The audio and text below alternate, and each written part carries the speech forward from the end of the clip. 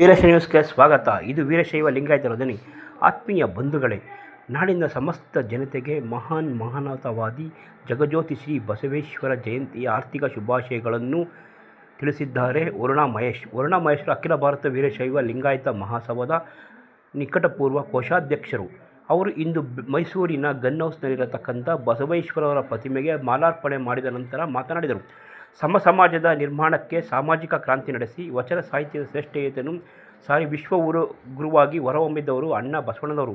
ಶತಮಾನಗಳಿಂದಲೂ ಕನ್ನಡಿಗರ ಹೃದಯಗಳಲ್ಲಿ ಸಾಂಸ್ಕೃತಿಕ ಹಾಗೂ ಸಾಮಾಜಿಕ ನಾಯಕರಾಗಿ ಶಾಶ್ವತವಾಗಿ ನೆಲೆ ನಿಂತಿದ್ದಾರೆ. ಸಕಲ ಜೀವರಾಶಿಗಳಿಗೆ ಲೇಸನ್ನು ಬಯಸಿದ ಬಸವೇಶ್ವರರ ಸ್ಮರಣೆ ಹಾಗೂ ಅವರ ಕಾಯಕ ತತ್ವದ ಶ್ರೇಷ್ಠತೆ ಮಾನವೀಯ ಮೌಲ್ಯದ ಮೇಲೆ ಸರ್ವಕಾಲಕ್ಕೂ ಸರ್ವವರ್ಗಕ್ಕೂ ಬೆಳಕು ಚೆಲ್ಲುವ ಜೀವಾಮೃತವಾಗಿದೆ ಎಂದು ತಿಳಿಸಿದರು. ಇದೇ ಒಂದು ಕಾರ್ಯಕ್ರಮದಲ್ಲಿ ವೀರಶೈವ ಲಿಂಗಾಯತ ಮಹಾಸಭೆಯ ನಾಯಕರುಗಳು ಈ ಸಂದರ್ಭ ಹಾಜರಿದ್ದರು.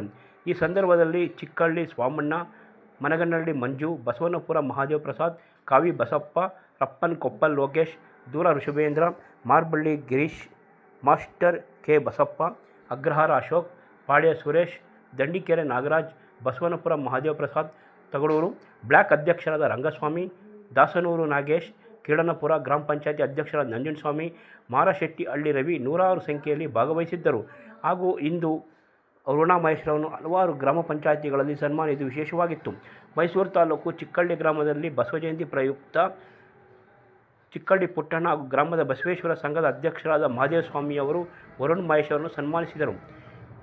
ಮತ್ತು ವೀರಶೈವ ಲಿಂಗಾಯತ ಸಮಾಜದ ಗುರುಪ್ರಸಾದ್ ರವರು ಪ್ರಮೋಷನ್ AEE ಆಗಿರೋದಕ್ಕೆ ಇವತ್ತು ವರುಣ್ ಮಹೇಶ್ ಅವರನ್ನು ಸನ್ಮಾನಿಸಿದರು. ಮೈಸೂರು ತಾಲೂಕು ದಾರಿಪುರ ಗ್ರಾಮದಲ್ಲಿ ಬಸವ ಜಯಂತಿ ಕಾರ್ಯಕ್ರಮದಲ್ಲಿ ವರುಣ್ ಮಹೇಶ್ರವರನ್ನು ಸನ್ಮಾನಿಸಿ ಗೌರವಿಸಲಾಯಿತು. ಚಿಕ್ಕಳ್ಳಿ ಗ್ರಾಮದಲ್ಲೂ ಸಹ ವರುಣ್ ಮಹೇಶ್ವರನ್ನು ಗೌರವಿಸಲಾಯಿತು. ಇಂದು ನಡೆದಂತಹ ಎಲ್ಲ ವೀರಶೈವ ಲಿಂಗಾಯತ ಮಹಾಸಭಾದ ನಿಕಟಪೂರ್ವ ಕೋಶಾಧ್ಯಕ್ಷ ವರುಣ್ ಮಹೇಶ್ವರವರನ್ನು